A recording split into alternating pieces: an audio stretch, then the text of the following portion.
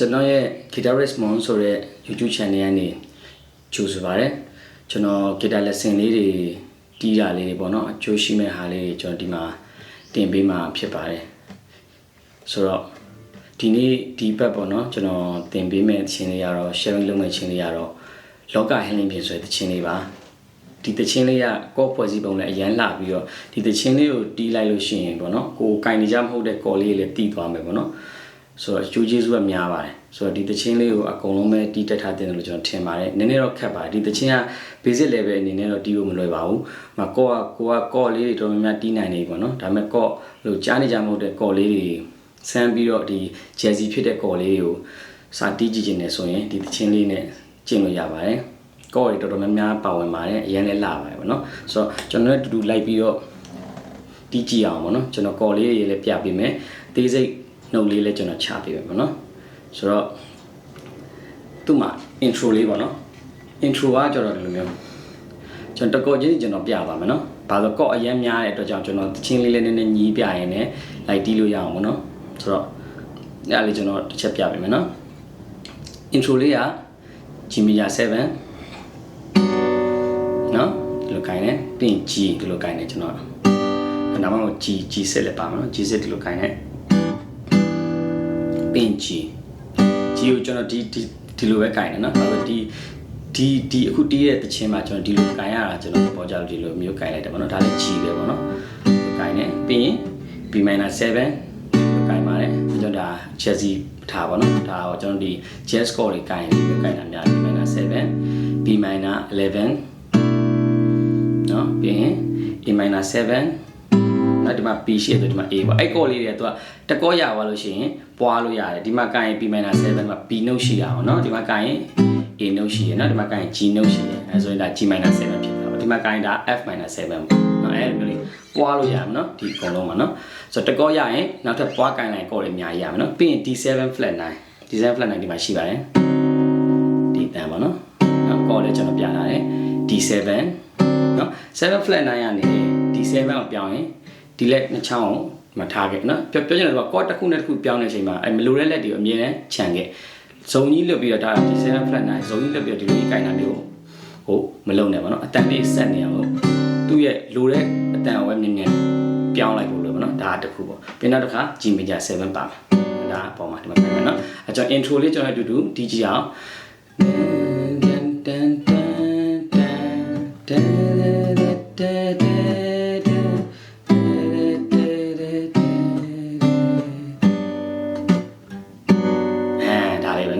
ဆိုတော့ကျွန်တော်တို့ဒီဘက်လက်လည်းဒီလိုပဲကုတ်တီးလိုက်တာပေါ့နော်ဒီလိုတီးလိုက်ရပဲ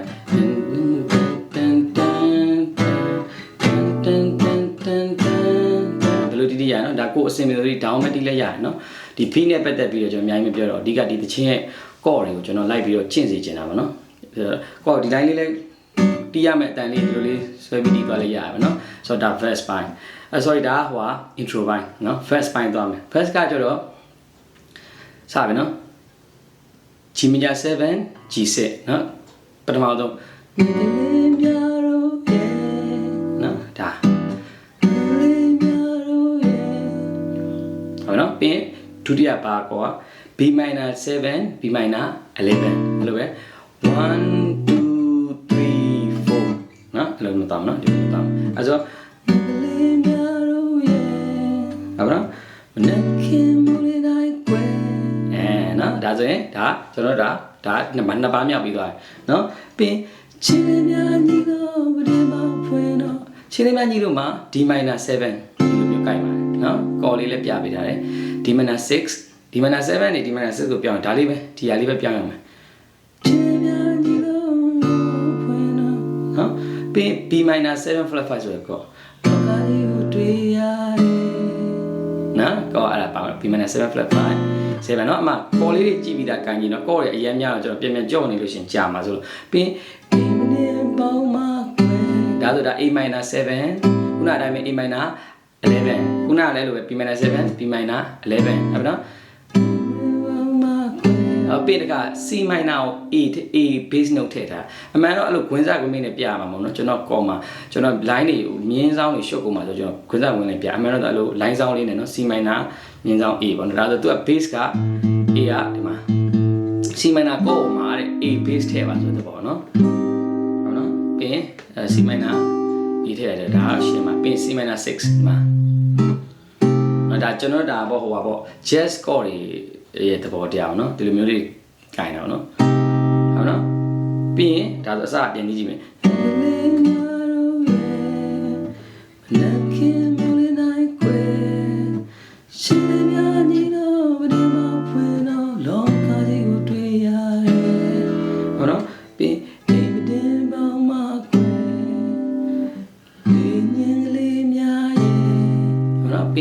ဟိုမှာပန်းလေးများချီတို့ကိုင်ဟိုမှာပန်းလေးများ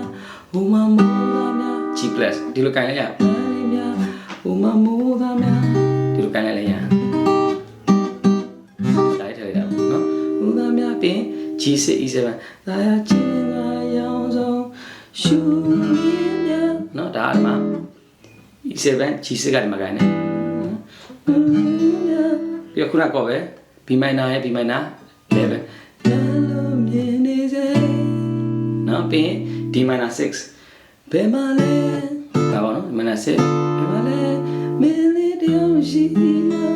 အဲ့မှာနော် D minor 6 E7 ပြီး A minor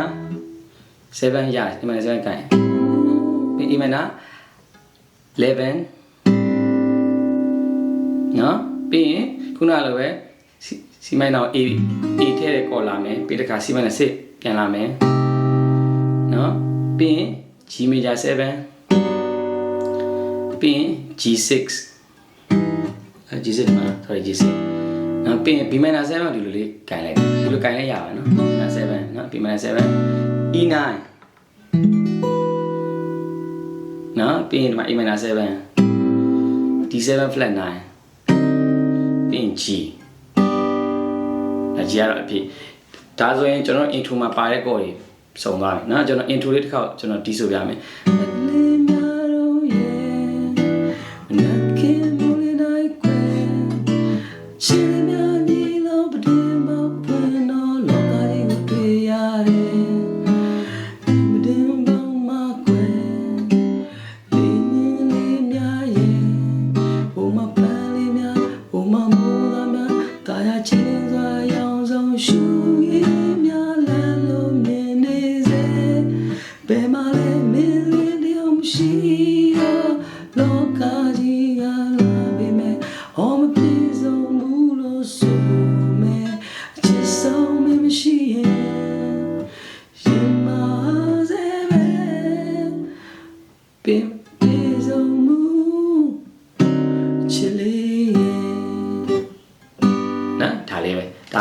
verse အားလုံးပြီးတော့ verse ရပြီဆိုရင် solo ကောကလည်းအဲ့ဒီကောပဲเนาะဒါဆိုရင် light တီးလို့ရတယ်အဓိကကျွန်တော်ကတချင်းတွေကိုကောလေးတွေကိုအရင်ကျွန်တော်အဲ့လိုမျိုး light တီးစေချင်တာတချင်းကောကျင့်မှာခုနအစီအစဉ်လေးကိုကိုယ့်အောင်ဖွင့်ပြီးတော့တီးကြည့်လိုက်เนาะဒါဆိုအဆင်ပြေသွားပြီပြီးတစ်ခါ chorus မှာကီးပြောင်းသွားပြီဟုတ်ပါနော်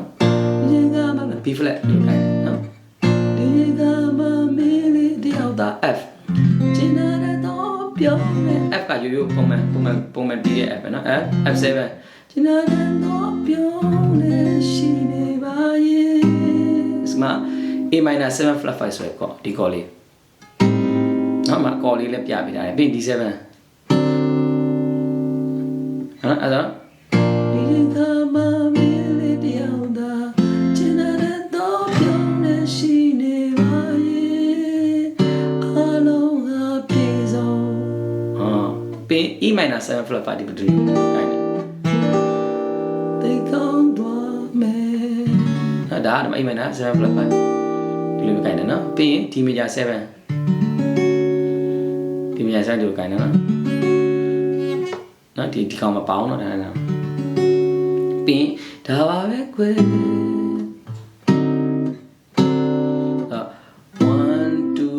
3 4အဲ့ဒါမနော်ဒီကောင်က1 2မှာ A minor 7 3 4မှာ D7 flat 9ရယ် D7 ရယ်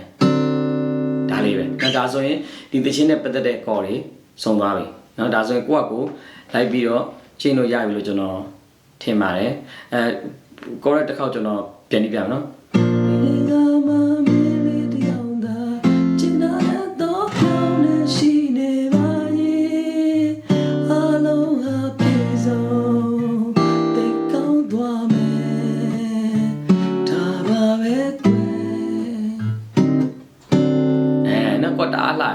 ပြီးရင်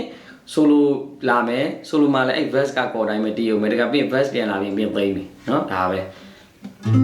အဲ့ဆိုရင်အကုန်လုံးလိုက်တီးလို့ရမယ်လို့ကျွန်တော်မျှော်လင့်ပါတယ်နောက်ချင်းနေလည်းကျွန်တော်ဆက်ပြပေးပါမယ်เนาะအခုဒီဘက်ကဒီတချင်းကိုလိုက်ပြီးတီးကြည့်ပါတီးကြည့်ပြီးတော့တချင်းလေးတီးကြည့်ရင်လည်းတီးလို့မရတဲ့အခက်ခဲပိုင်းလေးတွေကျွန်တော် comment မှာဖြစ်ဖြစ်ဝင်ရောက်ဆွေးနွေးလို့ရတယ်ကျွန်တော်ဖြည့်ရှင်းပေးလို့ရတဲ့ဟာဆိုရင်ကျွန်တော်ရှင်းပြပေးပါเนาะအားလုံးကိုကျေးဇူးအများကြီးတင်ပါတယ်